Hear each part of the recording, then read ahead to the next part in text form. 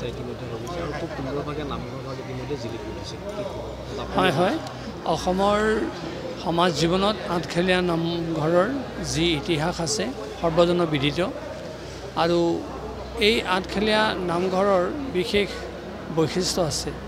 বিশেষকৈ তিনিখন নদীৰ অৱবাহিকাত এই আঠখেলীয়া নামঘৰ প্ৰতিষ্ঠিত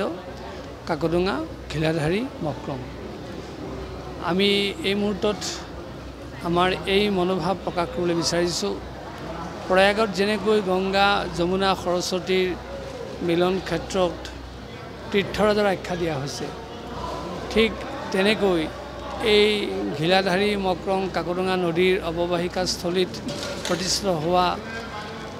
আঠখেলীয়া নামঘৰো অসমৰ সমাজ জীৱনৰ বাবে ই এক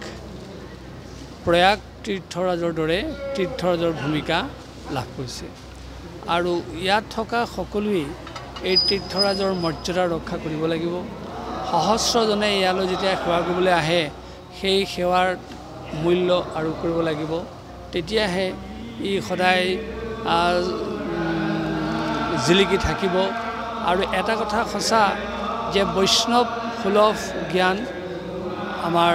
ভকতসকলৰ ক্ষেত্ৰত থকাটো অপৰিহাৰ্য বিষয় কাৰণ তৃণাদপি শুনিছেন তৰুৰপি সহিষ্ণুনা অমানীনা মানদেয়ম কীৰ্তনীয়া সদা যিজনে এডাল তৃণতকৈও নিজকে বিনয়ী বুলি ভাবি এই গুণ আয়ত্ব কৰিব পাৰে যিজনে গছৰ দৰে সহনশীল অৱস্থা গ্ৰহণ কৰিব পাৰে যিজনে অমানীজনকো মান যাচি তৃপ্তি লাভ কৰিব পাৰে যিজনে সদায় হৰি কীৰ্তনত ৰত হৈ থাকে তেওঁই বৈষ্ণৱ আৰু যিটো চৰিত্ৰ বিষ্ণু আৰু সেইকাৰণে আমি বিষ্ণুৰ চৰিত্ৰ আমি প্ৰতিফলন ঘটোৱাটো আমাৰ নৈতিক দায়িত্ব আৰু যেতিয়া এই প্ৰতিফলন সকলোৱে ঘটোৱাৰ ক্ষেত্ৰত সচেষ্ট হ'ব সেইখন সমাজত কেতিয়াও থৈয়া নথৈয়া কাজিয়া হ'ব নোৱাৰে সেইখন সমাজত কেতিয়াও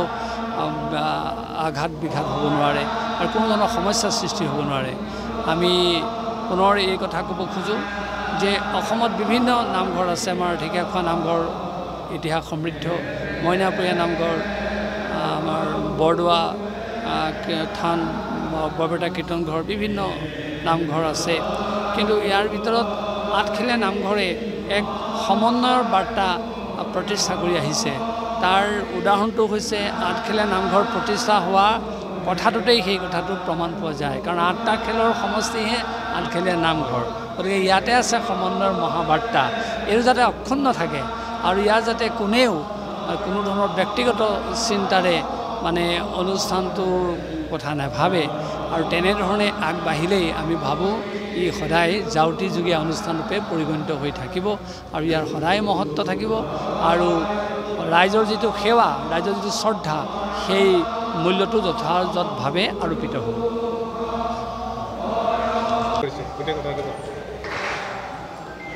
আঠখেলীয়া নামঘৰ ভাগি আমাৰ সমগ্ৰ ৰাজ্যখন বা বাহিৰৰো সেৱকীসকলৰ আশা ভৰসাৰ স্থল আৰু এই নামঘৰ ভাগি আজি এক নতুন ৰূপ পাইছে আমি সঁচাকৈয়ে গোলাঘাটবাসী হিচাপে মই গোলাঘাটৰ প্ৰতিনিধি হিচাপে গৌৰৱ অনুভৱ কৰিছোঁ আজি সত্ৰাধিকাৰ প্ৰভুৱে ইয়াত আসন প্ৰতিষ্ঠা কৰিলে আৰু বিশেষভাৱে এই শুভ মুহূৰ্তত অসমৰ মাননীয় মুখ্যমন্ত্ৰী ডাঙৰীয়াক ধন্যবাদ জনাবই লাগিব তেখেতৰ আগবঢ়োৱা নামঘৰ ভাগিৰ প্ৰতি যিটো শ্ৰদ্ধা বা তেখেতৰ যিখিনি অনুদান সেইখিনিৰে আমি এইখিনি কাম কৰিছোঁ ইয়াত ফেজ 1 হিচাপে আমি কৰিলোঁ পৰৱৰ্তী পৰ্যায়ত আৰু কিছু আমাৰ কাম আছে ইয়াত আমি মিউজিয়াম বনাবলৈও আমি সিদ্ধান্ত লৈছোঁ আৰু সেইখিনিও আমি পিছৰ পৰ্যায়ত আমি কৰিম আৰু মই আজি এই শুভ মুহূৰ্তত মই সেৱকী ৰাইজক সকলোকে প্ৰণাম জনাইছোঁ আৰু আশা কৰিছোঁ যে এই অঞ্চলৰ ৰাইজে আচলতে এই নামঘৰটো ভকত বৈষ্ণৱসকলে এটা পীঠস্থান হিচাপে তেওঁলোকে সুন্দৰ পৰিৱেশেৰে আজি যোৱা সময়ছোৱা শতিকাজোৰা এই নামঘৰবাসীলৈ সেৱকীসকলে সেৱা আগবঢ়াই আহিছে আৰু অসমৰ বিভিন্ন ঠাইৰ পৰা ধৰ্মপ্ৰাণ ব্যক্তিসকল এই অঞ্চলটোলৈ আহে গতিকে ই আজি এক পীঠস্থানলৈ পৰিৱৰ্তন হৈছে অসমৰ যদি 10খন এনেকুৱা ধৰণৰ আধ্যাত্মিক নামঘৰৰ কথা আমি যদি কওঁ তেতিয়াহ'লে নিশ্চিতভাৱে আঠখেলীয়া নামঘৰে তাৰ এটা নিশ্চিতভাৱে স্থান পাব আৰু মই আশা কৰিছোঁ সকলোকে আহ্বান জনাইছোঁ যে সেৱকীসকল নামঘৰলৈ আহক আৰু প্ৰভুৰ তেখেতে কৃপা লাভ কৰক আৰু আমি সমাজ জীৱনত আমাৰ সমাজখন আচলতে আধ্যাত্মিকতাৰ বান্ধোনেৰে আমাক বান্ধি ৰাখিছে গুৰুজনাই 550 বছৰ আগত নামঘৰ প্ৰতিষ্ঠা কৰি আমাক সকলোকে এক কৰি থৈ গৈছে আৰু আজিৰ